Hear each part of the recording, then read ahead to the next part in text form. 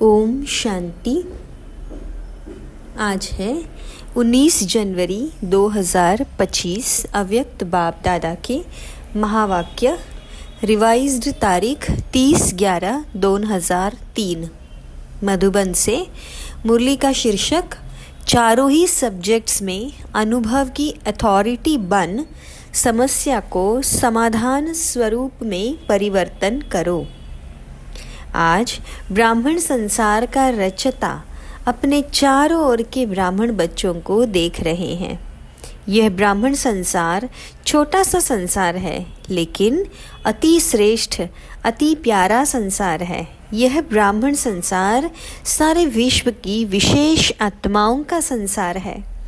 हर एक ब्राह्मण कोटों में कोई में भी कोई आत्मा है, क्योंकि अपने बाप को पहचान बाप के वर्षे के अधिकारी बने हैं।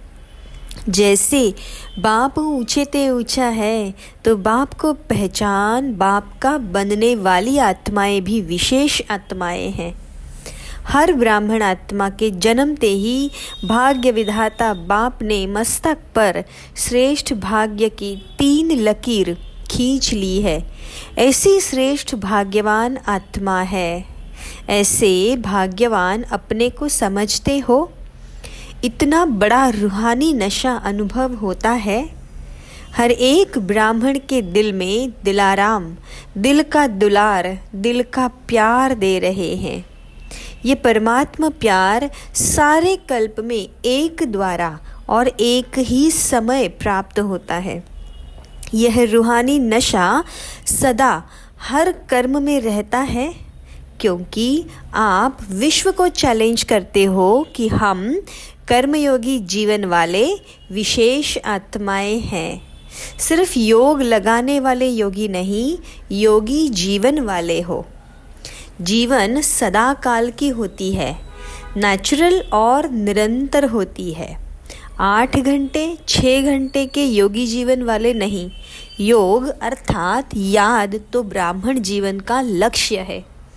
जीवन का लक्ष्य स्वतः ही याद रहता है, और जैसा लक्ष्य होता है वैसे लक्षण भी स्वतः ही आते हैं।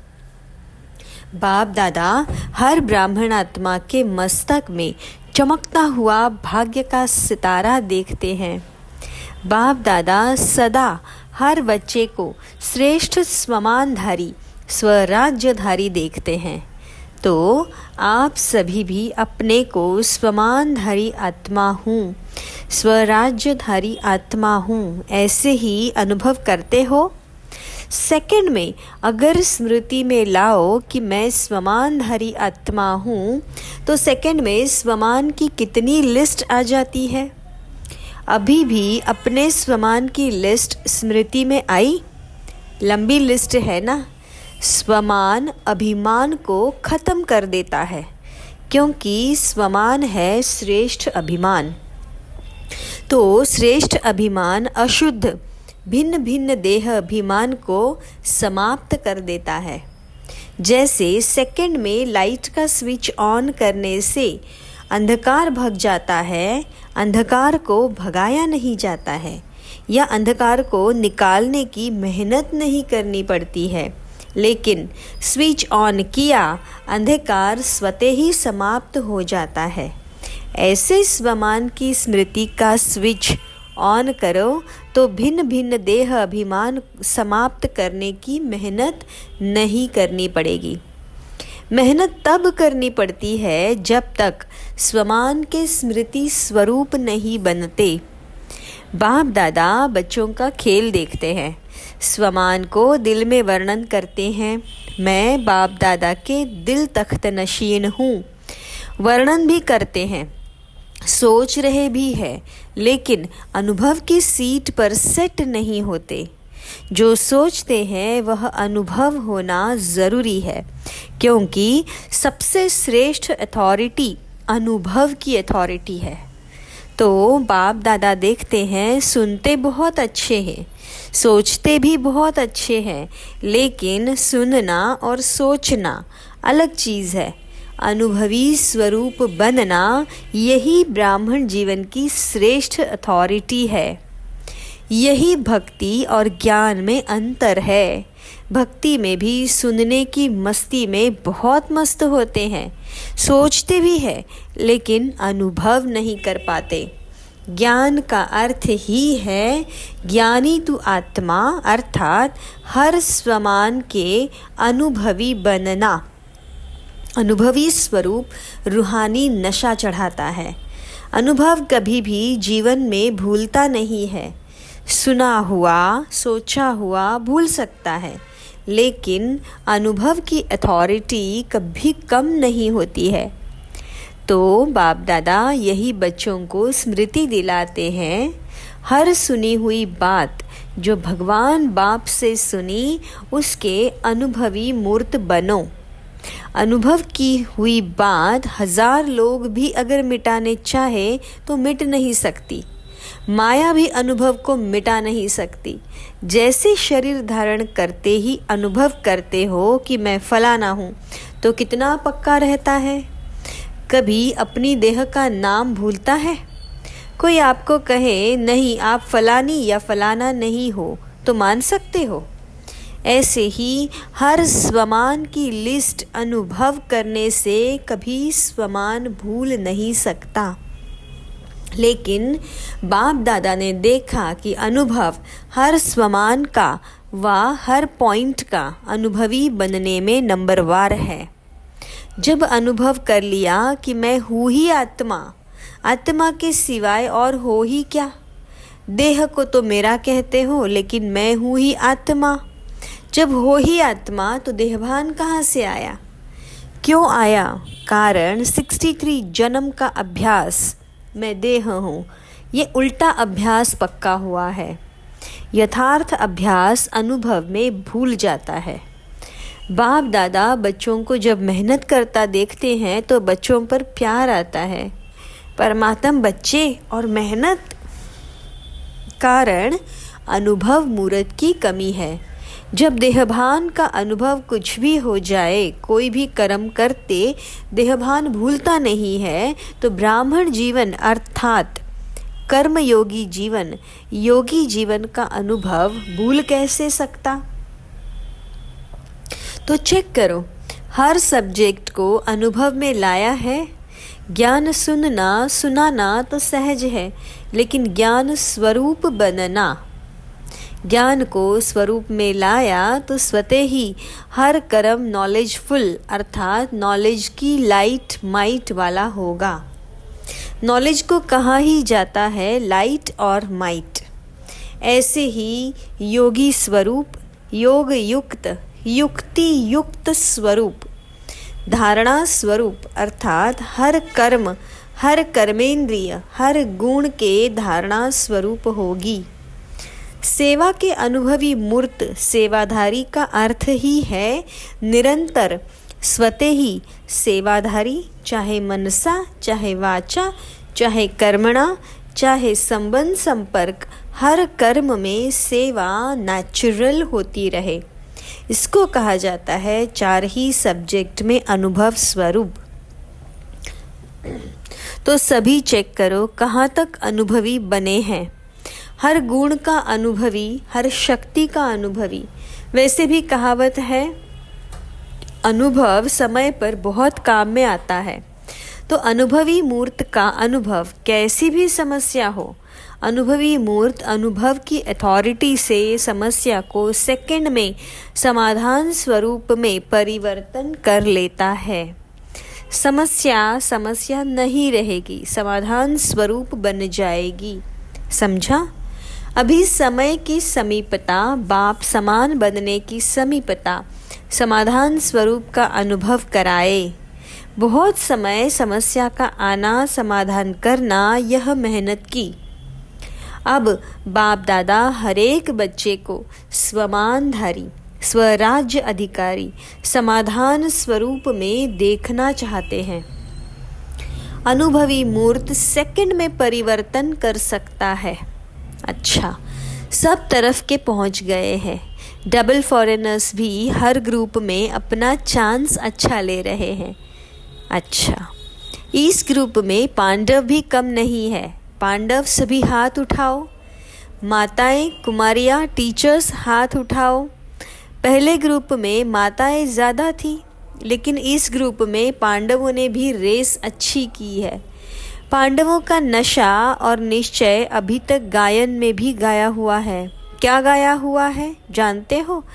5 पांडव लेकिन नशा और निश्चय के आधार से विजयी बने। यह गायन अभी तक है। तो ऐसे पांडव हो? अच्छा, नशा है तो पांडव जब भी सुनते होंगे आप पांडव हो, तो पांडवों को पांडव पति तो नहीं भूलता है ना? कभी कभी भूलता है। पांडव और पांडव पति, पांडवों को कभी भी पांडव पति भूल नहीं सकता। पांडवों को यह नशा होना चाहिए, हम कल्प कल्प के पांडव, पांडव पति के प्यारे हैं। यादगार में पांडवों का भी नाम कम नहीं है। पांडवों का टाइटल ही है विजयी पांडव। तो ऐसे पांडव है? बस हम विजयी पांडव है, सिर्फ पांडव नहीं, विजयी पांडव। विजय का तिलक अविनाशी मस्तक पर लगा हुआ ही है। माताओं को क्या नशा रहता है? बहुत नशा रहता है। माताएं नशे में कहती है कि बाबा आया ही है हमारे लिए। ऐसे है ना? क्योंकि आधा कल्प में माताओं को मर्तबा नहीं मिला है। अभी संगम पर राजनीति में भी माताओं को अधिकार मिला है। हर डिपार्टमेंट में आप शक्तियों को बाबा ने आगे रखा ना, तो संसार में भी हर वर्ग में अब माताओं को अधिकार मिलता है। कोई भी ऐसा वर्ग नहीं है जिसमें माताएं नहीं हो। यह संगम युग का मर्तबा है। तो माताओं को रहता है हमारा बाबा, रहता है मेरा बाबा। नशा है? माताएं हाथ हिला रही है। अच्छा है, भगवान को अपना बना लिया तो जादूगरनी तो माताएं हुई ना।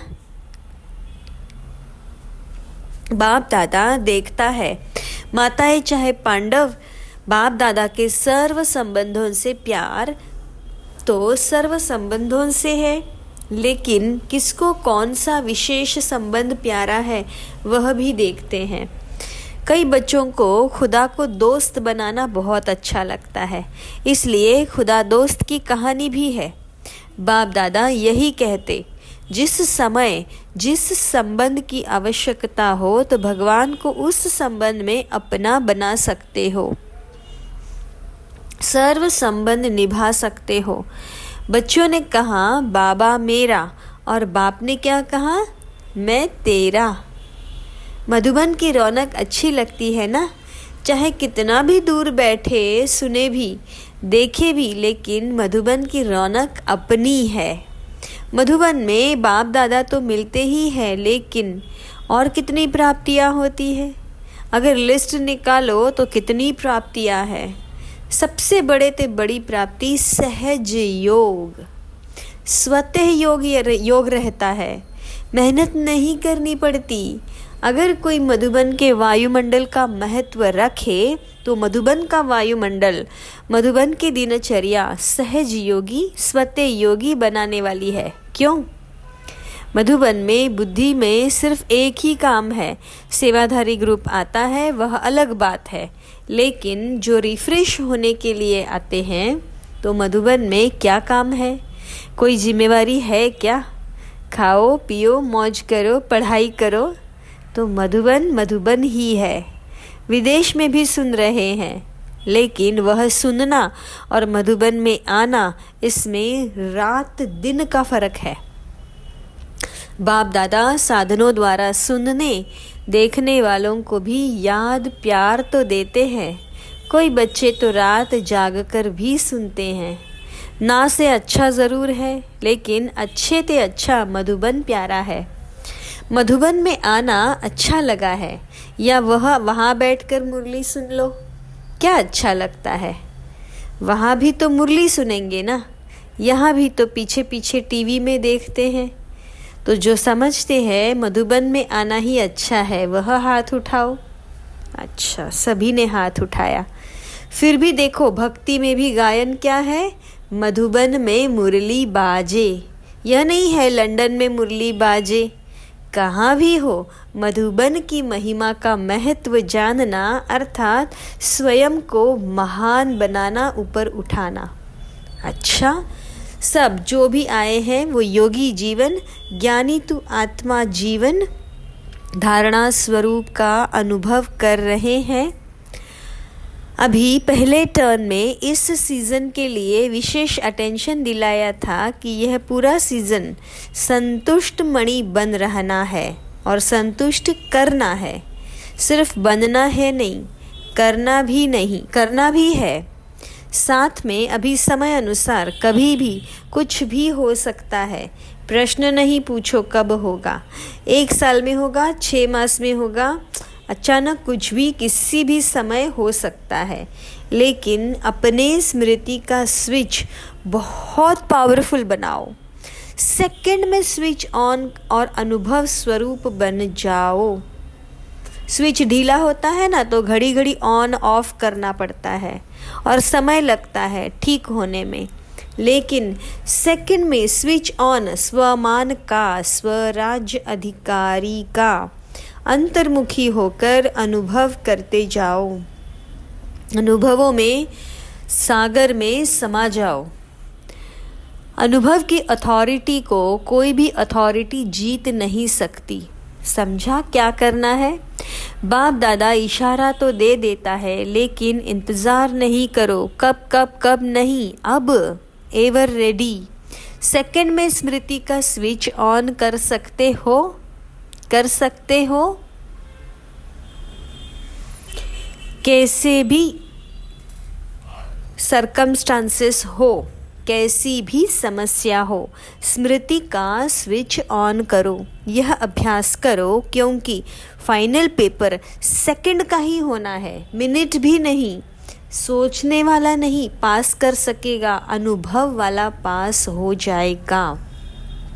तो अभी सेकंड में सभी मैं परमधाम निवासी श्रेष्ठ आत्मा हूँ।